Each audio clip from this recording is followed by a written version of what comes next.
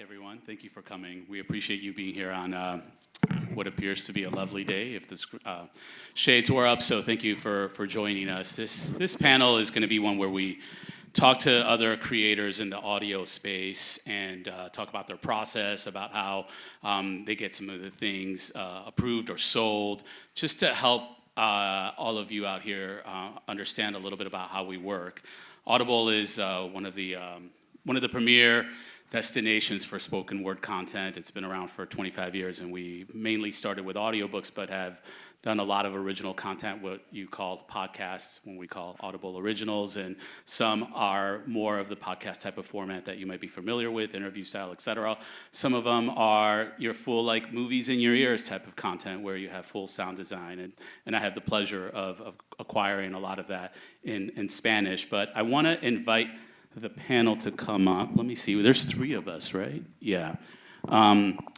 So I will introduce them, and then they will come up and take their seat. So I'm going to start with Isis Madrid.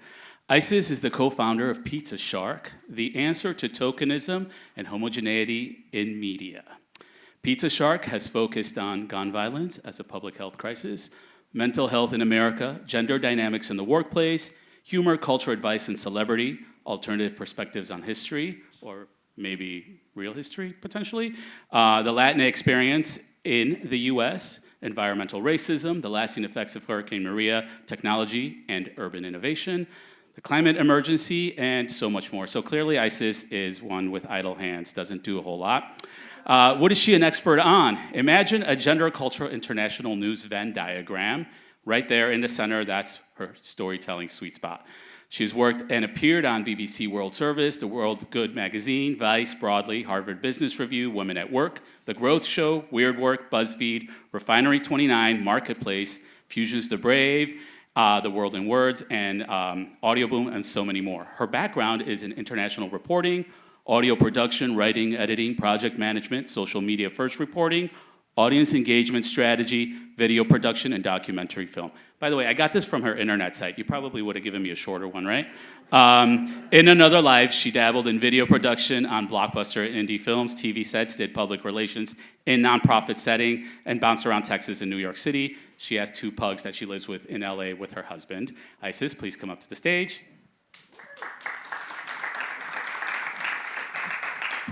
Thank you. Hello. Next. Thank you. Oh, well, no, thank you for coming. By the way, she drove from Boston this morning for this. You guys, this is a privilege. I think another hand for that. And she flew in from LA last night, so talk about jet setting. Our next panelist is Marlon Bishop. Marlon Bishop is a Pulitzer and Peabody Award-winning journalist and producer who most recently served as the VP of podcast for Futuro Studios. Where do you keep those, by the way? Like your Peabody and your Pulitzer?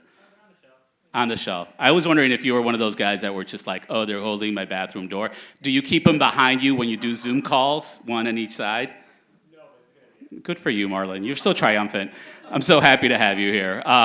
He has been a key part of the creation of hit shows like Loud, which we were just talking about, Anything for Selena, Suave, and La Brega, which we are happy to announce is having a 3rd season.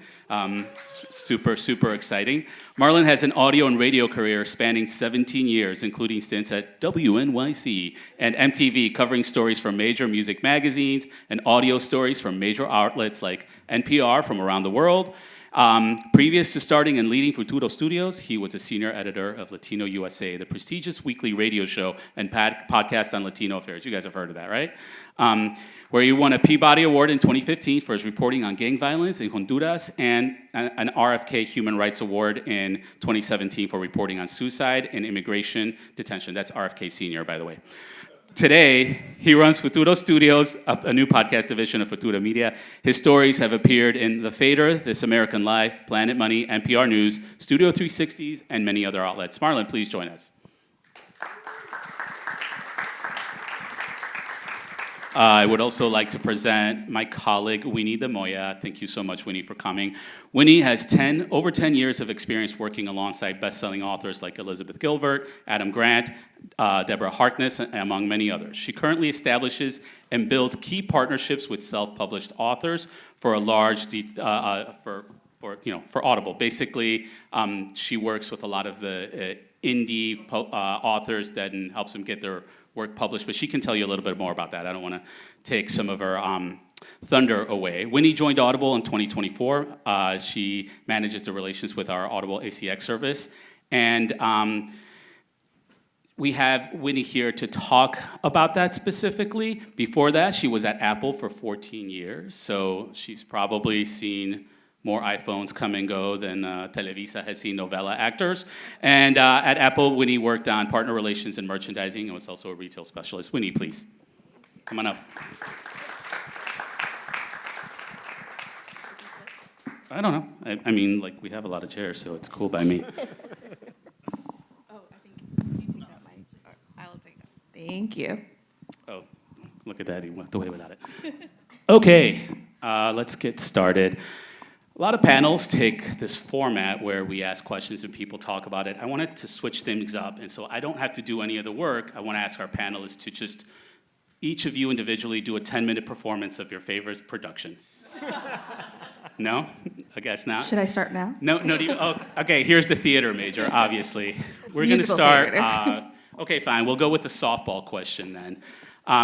Isis and I were talking a little bit about this backstage, so I wanted to ask her and the panel generally. Isis, how are you dealing with the state of the world, and how is it impacting your creativity? Damn. I told you it was a Don't want to softball. start light. Yeah, really soft start. Yeah. Yeah, I mean, the world is a shit show. Just trying to focus on my loved ones, everybody's health around me, the day-to-day feeling of feeling safe and making sure everyone is happy and clothed and working, that I can control. Showing up for my community in any way that I can. Understanding I can't control everything, and not shutting up about any of it. Okay. Well, that's a good segue. And what about you, Marlon, in terms of not shutting up about anything? Is it in? And then Marlon, incidentally, is a new father, and he just got back from paternity leave, so congratulations. Obviously, that changes your perspective on things, but how are you looking at your production slate in terms of thinking about the difference of like really telling social justice type of stories or more commercial type of content to put out there? Yeah, well, I always kind of feel privileged to work for Futuro Media. The organization was founded by legendary Mexican-American journalist Maria Hinojosa, who has never been one to shut up about anything. And we're kind of lucky in a weird way because our business model is like, we're a nonprofit. We get a lot of our money from foundations. And so we don't really have to shut up. We don't have this sort of corporate pressure. And so we do tell a lot of stories that have a social justice bent. We just did a new season of Suave, which was our show about a juvenile lifer who's given a second chance and talking about the long shadow of prison as he, battles kind of mental health demons, that was our Pulitzer Prize winning show. Our tentpole news magazine, Latino USA, is reporting on the craziness that's going on every day and really leaning into to being a voice to what's going on. Our show La Brega, Stories of the Puerto Rican Experience, is coming back for a new season that asks the question, this hasn't been formally announced yet, by the way, so you are the first to know. Oh, sorry. No, it's great. It's great. I'm happy about that. But the new season asks, who should Puerto Ricans be putting on a pedestal, and looks at different heroes from sports and politics and decolonial history, and so that's I get to go to work every day knowing that I feel like we're kind of contributing to the conversations that need to happen. At the same time, we need to sell shows. We're a nonprofit, but we also sell shows in the kind of commercial space, and there's also incredible work that happens in the commercial space. It's just, it is a tough time for that sort of more social justice storytelling because of the sort of pressures that are around. I mean, to your question about who Puerto Ricans should put on a pedestal, I thought the universal answer was Bad Bunny, right? That's not.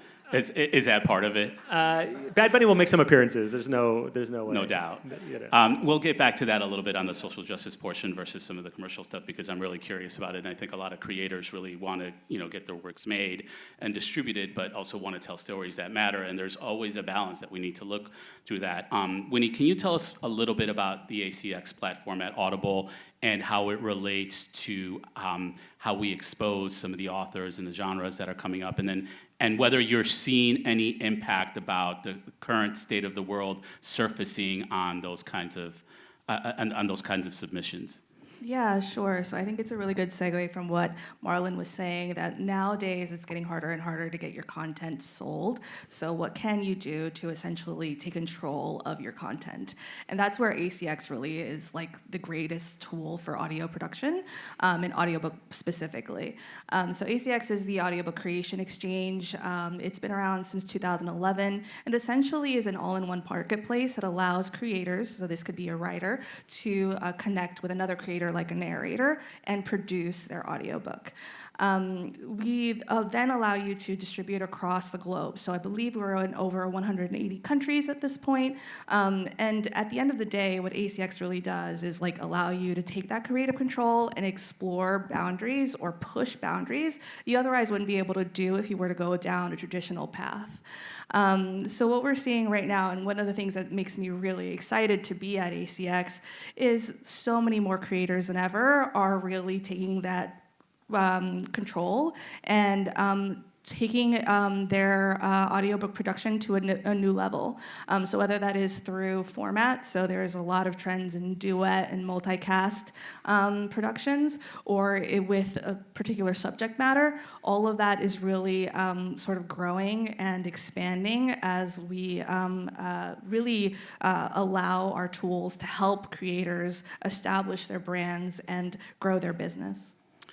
Excellent, thank you, and you know who to talk to later if you have more curiosity about that. Isis, I wanted to ask you a little bit about your process in selecting projects with, because as you heard from the intro, there is a lot of telling stories that need to be told, right? But you just founded, well, maybe it was 6 years ago, right? That you co-founded Pizza Shark. Great name, by the way. 2018. What is 2018, that, 7 years ago, right? So how are you balancing the type of, are you getting submissions yourself? Are you out there looking for content to work on with your partner that you co-founded it with? If you can explain to our audience a little bit of your process, that would be amazing. Sure, yeah. So it's really kind of developed and changed the industry since 2018. Mm-hmm. 2017, 2018, it was kind of like a podcast boom, and it was like a rush, and everyone was just buying. And the reason we started Pizza Shark is because at a previous job where my production partner, Carolina, she's not here today, but shout out to her. We worked together in a newsroom, and we felt a bit tokenized during the 2016 election. We were being kind of barred from telling the stories that we knew well, that we could spot, and instead we were kind of being invited to cry on the mic and kind of, play that role, and we were like, no, screw that. So we started Pizza Shark as a way to help tell stories that weren't tokenizing our communities and other underrepresented communities, and to give jobs to folks like in front of and behind the mic that don't usually get a foot in the door. And so that's kind of what we've been doing for 7 years, is just trying to make cool shit with cool people. And that's just kind of been the North Star. So even though that gold rush time is over, it's just really about relationships, like meeting like wonderful people and staying in touch with them and pulling each other up and kicking down the doors and pulling people in with you, and they pull in the next one. And so we've been very lucky that we got in at that time, and we had a foot like in the quote unquote like prestigious world of radio and audio before the doors got a little closed, ajar. And so we've been lucky that work has been coming our way since. It definitely slowed down because things have happened. So at one point we had to like just kind of really get into development. I'm sure if you're here, you're familiar with development. And I'm a double Virgo, so I'm obsessed with like charts and graphs and research and lists. So it's all about like, you have an idea, you have a passion, you know you are good at it, you're talented. So it's just kind of about articulating like I don't think it's boring, but like who it's for, what's the purpose, who's gonna listen to it, what sets you apart, why are you the right person to tell this story? Because maybe, you know, there's a similar story, but your perspective is yours. And no one can take that away from you, even if they have more connections or money or whatever. Just keep going and going and going. Whoever you meet at this conference, stay in touch, help each other. But yeah, we just get things made by pitching and talking and being real. I'm not good at like networking, you know, like, oh, how do you do, you know? Really? You like flew across the country and drove 6 hours, but okay, fine. Yeah, just Maybe that's your double Virgo, whatever that is. I guess so. This is just who I am, yeah. But just be passionate and keep going and just keep showing up. That's something, I'm almost 40, and that's something that I've realized is the key. Just keep showing up, like don't give up, and one day they won't be able to ignore you anymore. Preach. Oh, look at that. Yes, feel free to clap anytime you want. Interrupt me, I really don't want to talk that much. So that's why I'm going to ask Marlon a question, because Isis mentioned a lot about like the quote-unquote gold rush back then, and I know that at that time Futuro was creating and producing a lot of content and potentially with marketing support, and now that that's changed, how do you get not just shows made, but how do you get them out there in a world that's filled with so much audio content? How do you get some of these noticed? I mean, you have some great established IP, but there are other ideas that you might want to expand out there. So how are you nimble, or are you? I think at Futuro, what we've done really well is make great partnerships, you know. So we started Futuro Studios in 2020, I think, and that's, you know, during this kind of gold rush of podcasting, this boom, and we really believe that we can make this beautiful prestige audio storytelling about stories that just weren't getting told or weren't getting greenlit a lot. You know, things like Loud, the history of reggaeton that we did, you know, wanting to treat the history of reggaeton with the same respect that, you know, jazz and hip hop and so many other genres have gotten over history, you know, and yeah, totally. And, you know, we were lucky that it was hard to get shows greenlit. I mean, you said knocking down the door, like it really was knocking down the door. And like in some ways it seemed the most obvious idea in the world, just taking the reggaeton example. It's biggest genre in the world, #1s everywhere, but still like convincing executives that like this story needs to be told really, you know, is something that took a lot of work. And we're really proud of. And I think, you know, we're like small but mighty, I often say. Like we're like a 25-person company. And we've self-released some of our own shows. Sometimes we do them with like bigger partners. That show was with Spotify. But sometimes we do stuff more on our own. We're doing more stuff on our own. We're trying to, you know, La Brega we used to do with WNYC. We're doing it completely on our own right now. We also have a show about Fania and salsa music history coming up that we're going to do on our own. And you know, I think it's just we have a loyal audience, people who trust us. The Futuro brand means something to a lot of people, I think. And yeah, hopefully finding an audience. To be honest, the marketing and like audience development side of it is not where I come from. I'm a journalist. I come from the storytelling and the running around talking to people and making stuff side. And so it's kind of, I'm kind of learning to build that plane right now a little bit. So if you guys have any ideas, let me know. Well then, I mean, maybe a little bit, and I have some more questions for you, but Winnie, coming up from seeing things surface to the top, first of all, if you can tell us a little bit about what are some of the genres that are surfacing right now? Is there anything that's surprising you? And how are you using data to continue to support some of the things that are rising? And then how are you using data to help some of the creators potentially get their stories heard? Yeah, sure. So at ACX, a lot of what I do as a relationship manager is essentially advocate for self-published content in-house.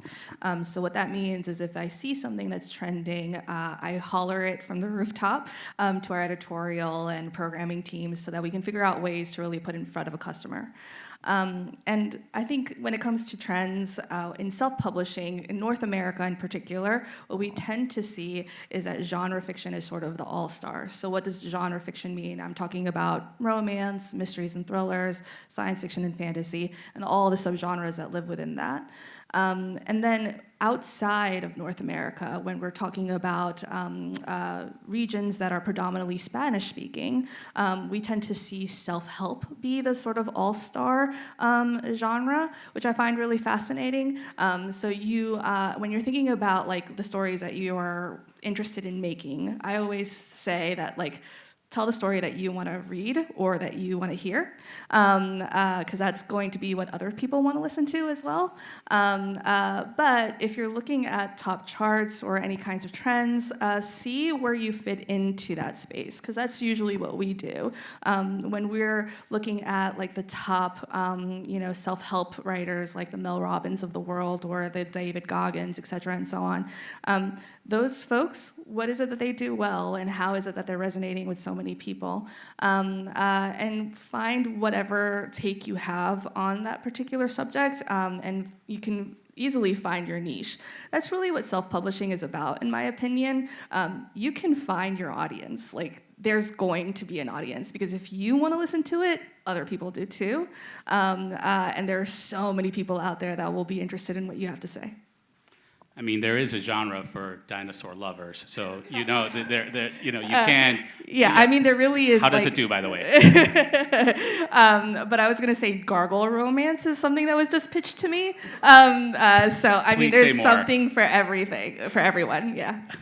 And you mentioned in the green room gargoyle that. romance. Go ahead. I'm sorry, I Marlon. just say Futuro has to get into the gargoyle romance. Well, I do. I mean, I did want to kind of open it up a little bit to.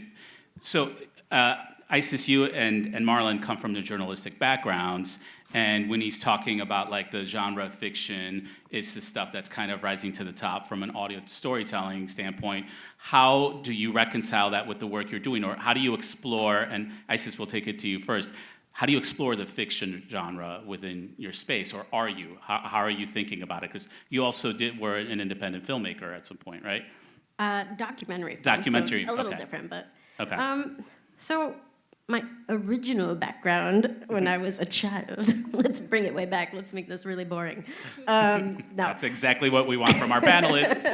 No, I used to love creative writing as a kid, and then eventually I got into Harriet the Spy, and I wanted to be a journalist and spy on people. And fast forward to here. Something interesting. We do a lot of mentorship and education at Pizza Shark. We've worked with a lot of different folks like PRX and Spotify and Caro Todd, I think it's SUNY. Just kind of mentoring like up and coming, like a lot of Latino and POC and queer storytellers and teaching them the ropes. And, a lot of those podcasts are comedy or chat or history or, they're nonfiction. But we still always teach everybody the fundamentals of like the story arc. Mm-hmm. So like even if it's fiction or nonfiction, even if it's just a chat cast, like you have to think about like where are we starting, where are we ending, what's the path we're going through, even if you're just bulleting out like your topics. Like there's always a story arc. And so that's gonna be true across like any type of storytelling. And yeah, recently, fiction, podcasting, I'd love to hear about what y'all are doing with it, because we have stayed in this nonfiction space, but we're trying to move into that, so I'm excited to hear about it. I just recently finished a year-long generative novel writing workshop called Decolonizing the Novel, and Caro is doing her MFA at LSU right now, and we're like gonna come at Hollywood hard pretty soon with some fiction stuff. So yeah, maybe through podcasting first. You heard it here first. Be looking out for Isis. And Marlon, I know I've seen that Futuro has done a lot of work. Do you have a perspective on like the fiction versus nonfiction? You know, I haven't been a huge audio fiction listener, but there really is a great audience for it. Were we talking to you at some point about like the Romeo Santos fiction project that ever get made? Yeah, it's called La Despedida. Okay, It did get we didn't made. end up making it. Yes, but but yeah. it did get made. It was like an audio novella, newer one, 10-minute things with Romeo Santos' music influencing the storyline. It's fantastic. You really should listen to it. But and thanks for the day. We will do something together. Please continue, Marlon.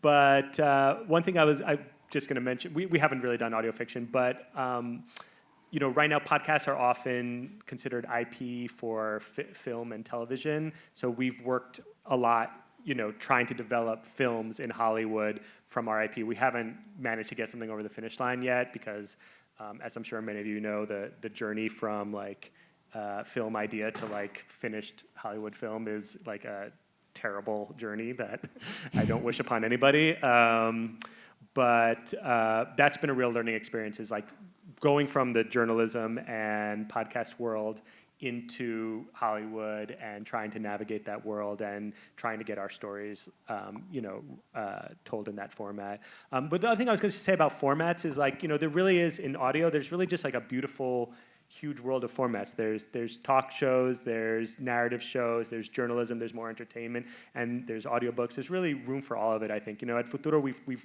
focused more on the journalistic and narrative stuff, but we do a show now, an astrology show called Stars and Stars with Issa that's really great, and has a great audience. And yeah, I think it's, you know, just for people who don't know, right now there's this the industry has been moving really a lot to a format called Always On, which is just something that means it comes out regularly, like all year long, like 50 episodes a year, because it's much easier for the industry to monetize that.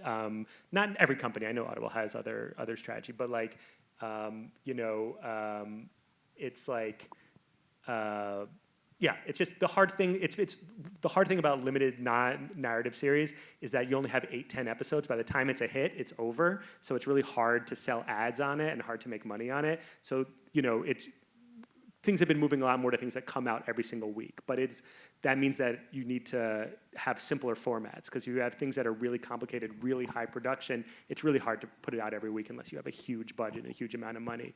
I just thought that information would be interesting for people. And the other thing that's happening in the audio space is this pivot towards video. So like there's video podcasts are getting really, really big. Actually, the #1 platform for podcasts, period, right now is YouTube, which is kind of surprising to me because, you know, the whole point of podcasts originally was that there was no video image. That was literally the definition of a podcast. But now podcasts, we all know, are like, you know, a video of people on a mic talking about stuff. And so, yeah, there's this huge pivot to video because so much of the audience, especially younger audiences, are watching online. So we're trying to adapt to that and learn and move in that direction as well to some degree. Do you think that it's basically going back to the essential talk show that like it used to be distributed on what we called cable? Is that a pivot back to it with just a lot more volume? It's funny. It's kind of like it is kind of like a return to, I don't know. What do you think, Isis? I'm curious. Yeah, they want a weekly, easy, cheap to make chatcast because YouTube pays a lot of money. And so the volume, it's all about volume. So yeah, a weekly but I think TV interview show. People really like having it in the background. You know what I mean? I think that's the difference. Like active listening versus passive listening is a lot of people like these really long podcasts now, these 2-hour podcasts, and they'll put it in the background. They'll minimize it on their phone. I think it's partially this sort of like, we're so used to stimulus now, like this sort of kind of ADD moment in culture where it's like we're like constantly like, I know I'm washing the dishes, I put on a podcast, so I'm not going to be bored with my thoughts. You know what I mean? Like, not to be dark about it, but like, I feel like keep me away from my head, please. I feel like that is the like kind of the what's going on with this. Because I was reading some study that most people are not actually watching the podcast, but they like to see like that it's there. They could see them if they want to. but they have it on in the background while they're doing other stuff. And it's, I get it. Like, it's hard to, like a narrative podcast, you need to be focused. You need to be like listening to, because if you miss it, it's like, wait, who killed who? And it's like, it's like you miss the turn of the story. And anyway. I was going to say, a lot of people do put those YouTube chatcasts on their TV in their house and just let it play on a loop. And it's like you have friends over. Yeah. Okay. So, but from the writing standpoint, you're dealing a lot with authors. Are you getting inquiries about that, or are they mainly focused on just getting somebody to narrate their work? And to that end, are we doing anything in terms of helping them, and this will be a larger question for everybody, write specifically for audio? Yeah, so I think that a lot of authors, when they first hear their book narrated, they sort of realize, maybe I shouldn't have used as many dialogue tags, or really getting into like the weeds of like how they actually constructed their story. I hear that a lot from authors where they're just sort of like, I hadn't thought of how it would sound once someone actually spoke it. So we do offer a lot of resources through the ACX site and blog, acx.com, anyone? But it's all available for free. And I think that's also something to like think about in terms of your resources. That's online. We have a great YouTube channel, the ACX YouTube channel, that is also has a ton of video resources for you. And I think that when it comes to the actual craft, authors are constantly thinking about how can I sort of up the game with audiobook production, and I think that the biggest trends that we're seeing is really in format.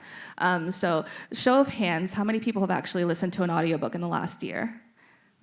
Awesome. Oh, thank That's you. so great. Just don't tell us what platform, though. I don't want to hear it. But go ahead. But of you, like, do you know the difference between like a standard narration versus like a dual versus a duet? Like, I don't want to get into the weeds of anything, but dual is pretty standard when you have two different POVs in a story. So you'll have two narrators, usually a male or a female.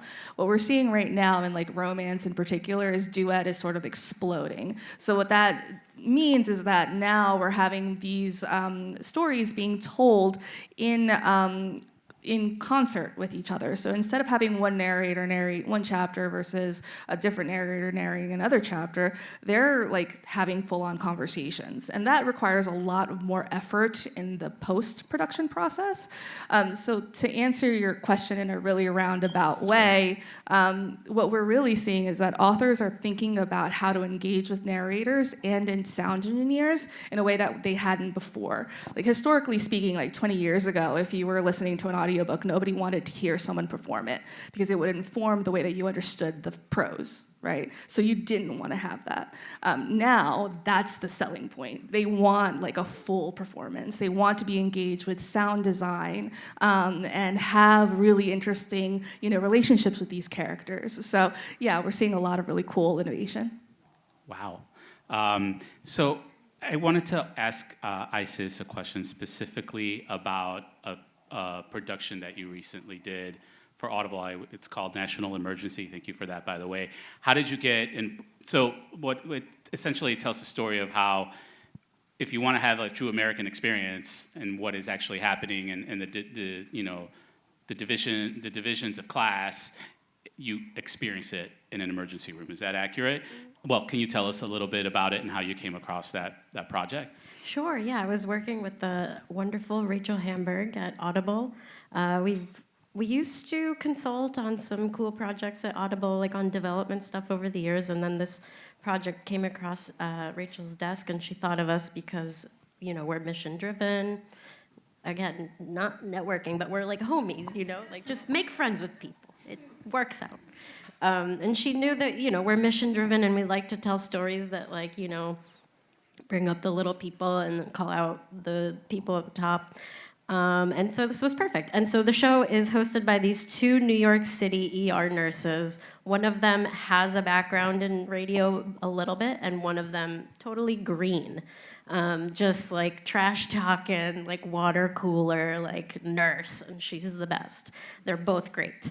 And so it was just a really fun project. It's kind of like a public health lens on America and all of our issues.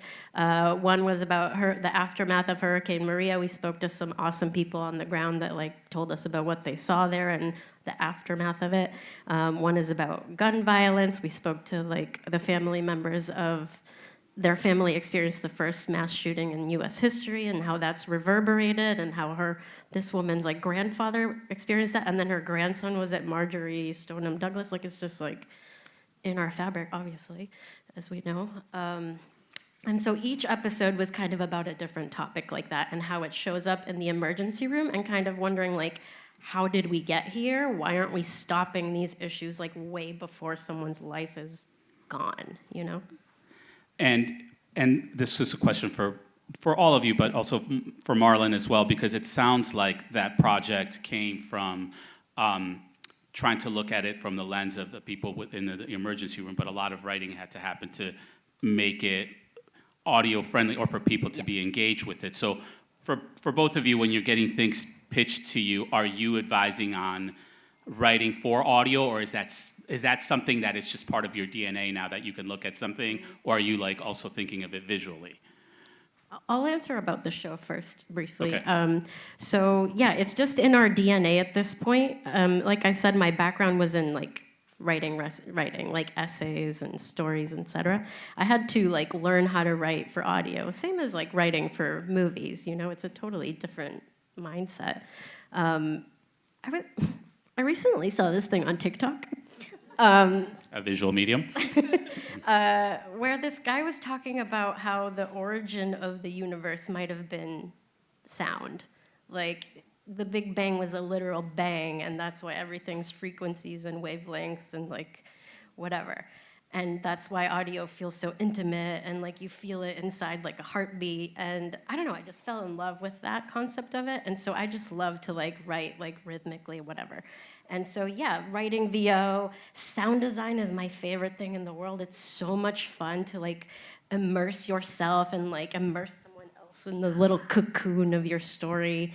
It's really fun to write for audio, and there's a lot of great resources out there.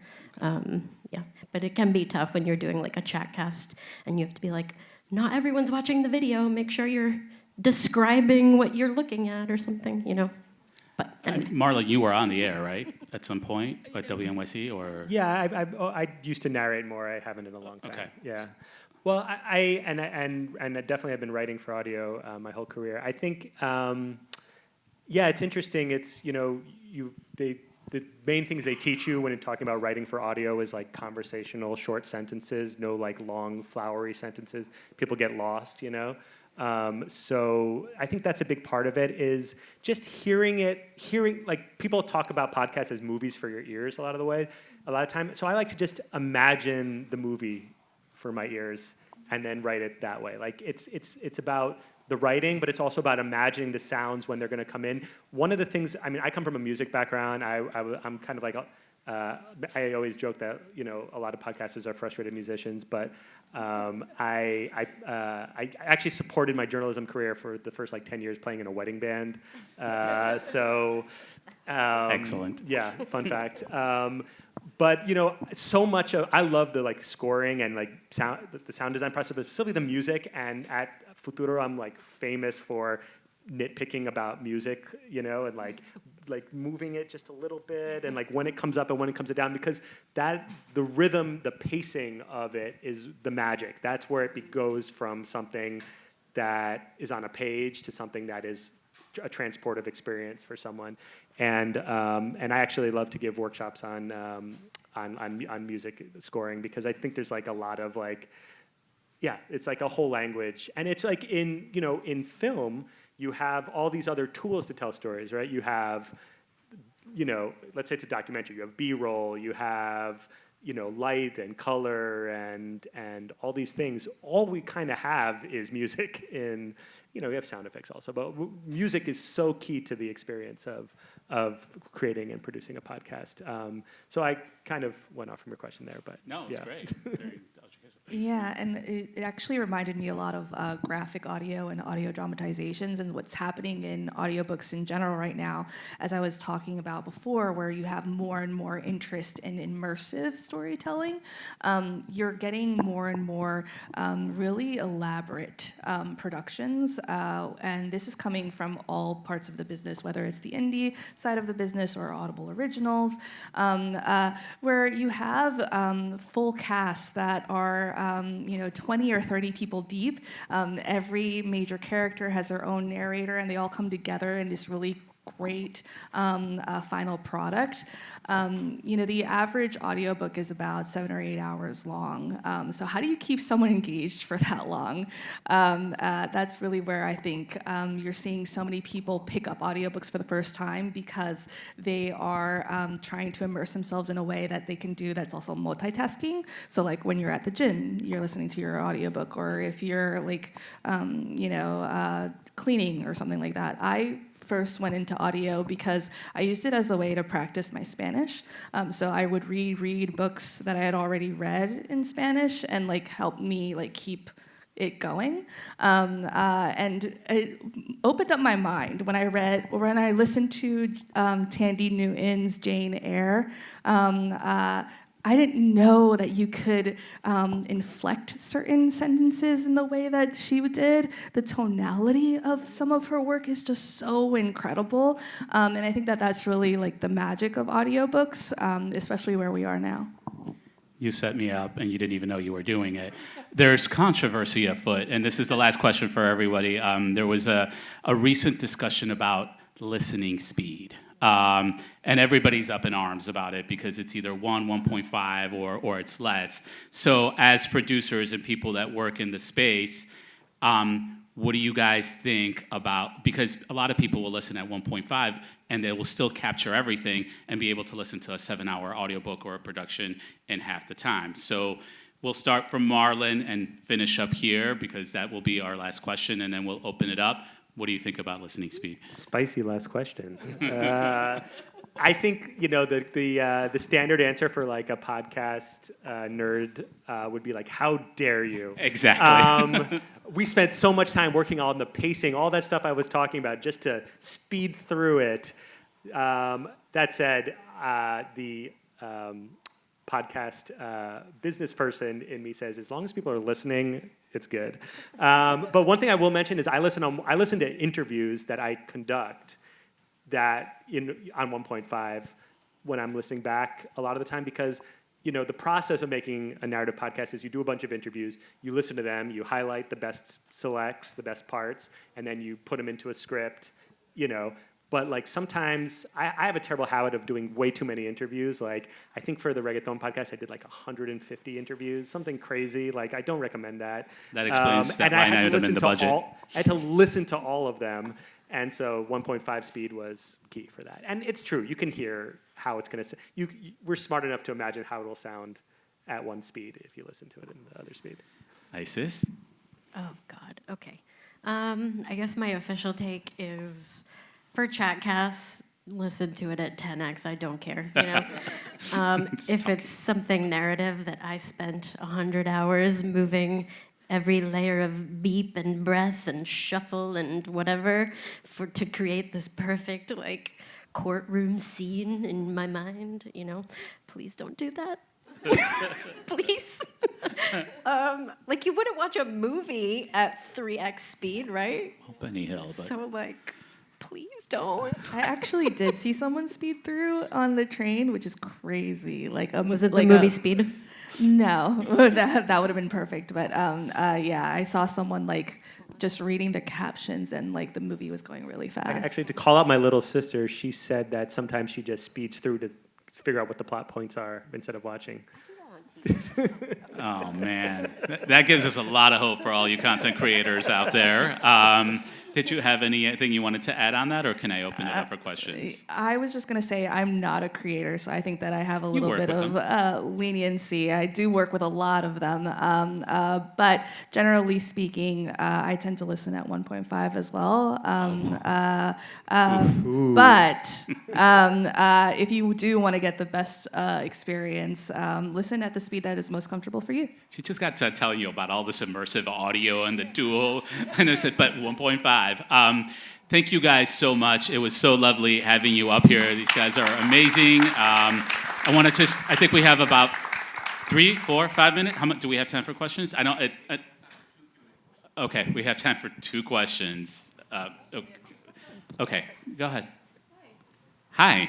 And who? Please refer to who you want to ask. This is for the whole panel. My name is Tyra. I have a supernatural drama called Conjure that I'm recreating. I went from web series to try to do a TV show to now moving into audio drama. So mine's is a craft question, and that's why I raised my hand just now, because we were talking about crafting that. So when you're at the scripting stage, because I'm used to being a visual person, and I created my visual language, but now I have to do it in the audio space. How do you go about scripting those sound effects and building a soundscape, essentially? Any advice for that? I can help a little bit with that, and we can leave it to the pros as well. I'll give it to you from the perspective of looking at the pitch and what I'm telling the people that are pitching it. And I know that a lot of our creators love the sound design of it, but to me, like, the most important part is the story.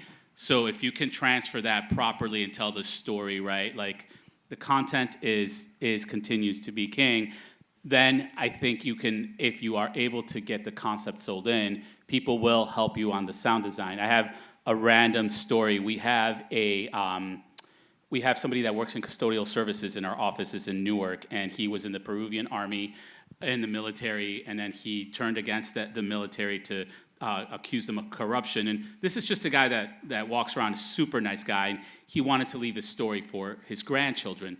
And I said, we absolutely will record it for you, right? Because this is a story that you can tell your family. His first script was just basically him telling a story. Then he's like, oh, I've sent you a revision. Every paragraph says, notes for the narrator, solemn. I'm like, well, you're the narrator, right? So he's giving himself notes, which is amazing. And I love that he did that, but I'm like, let's focus on, well, your dad told you that drinking urine was good for stomach aches. Why don't you go a little deeper into that? I'd like to know more about that part of the story. Don't just gloss over it. Do you guys have a perspective on that? I think, a lot of times, to be honest, our process is like we don't script out the sound design that much, and we'll leave it to the sound designer to be creative and listen and see what they come up with. I think there's an interesting thing that's worth mentioning, that there is a little bit of a debate in audio sound design between Mickey Mousing and and like some people say, like, well, it can be too obvious to be like, there was, like each thing that's said having like a very specific sound effect right after it. It's kind of like a Mickey Mousing approach. I guess it's because that's how cartoons used to be, or whatever, to like a more like subtle approach where it's like you don't need a sound effect for every little action, but you're creating a vibe or an energy with the music, with a drone, with something more abstract. So I think there's a lot of ways to approach it. Working with a great sound designer that you like their work is probably, I think, the best advice. But I think much like anything else, like TV or film script, try to write what's in your imagination. What do you hear? And then work with somebody that can try to interpret that and start refining it. I think probably people who work in audio fiction do probably leave more sound design notes. Yeah, that's my advice. And you had, is that good? You had a follow-up, or you had a question, an individual one? Yes, please. I don't think I need the mic. Oh. My name is Wallace, and my question is, how would you compare audiobooks and podcasts to, would you think it's the same like back in the 1930s and 40s when they did like audio stories on the radio? Is it a big production the same way, or what? Well, I think it was kind of like, oh, sorry, go. No, go ahead. I was just going to say that I think it depends on the story. The story is going to inform the level of effort and production that goes into it. And as someone who works with a lot of self-published authors in the audiobook space, you get to decide how much you invest into it. So when it comes to ACX, you get from it what you put into it. So really, depending on the story, the kind of production that you're interested in, it could be a project that is like a month-long audiobook production, or it could be, you know, these weekly podcasts that you guys are doing that's just incredibly impressive. It just depends.